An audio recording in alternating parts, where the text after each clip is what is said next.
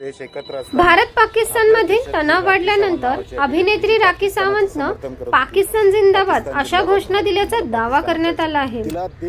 या प्रकारामुळे तिला सामाजिक माध्यमांपासून राजकीय वर्तुळापर्यंत सर्वत्र टीकेचा सामना करावा लागत आहे। शिवसेना शिंदे गट आमदार संजय गायकवाड यांनी यावर प्रतिक्रिया देताना अत्यंत आक्रमक भाषेत टीका केली आहे। त्यांनी राखी सावंतवर देशद्रोही म्हणून गोळ्या घातल्या पाहिजेत असं वक्तव्य केलं आहे, जे सध्या वादग्रस्त ठरत आहे। समर्थन करत होती, पाकिस्तान जिंदाबाद म्हणत होती, मला पाकिस्तानात जायचं म्हणत होती। तिला देशद्रोही म्हणून गोळ्या घातल्या पाहिजे।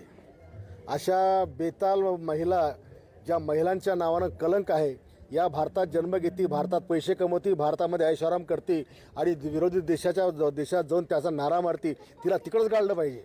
तिला आपल्या भारतात परत येऊ पण नाही दिलं पाहिजे। या तणावाच्या अशीच अपडेट पाहत रहा शिवकन्या न्यूजवर। बातमी विश्वात सतत खबरदार आणि जागरूक राहण्यासाठी चॅनलला सबस्क्राईब करा।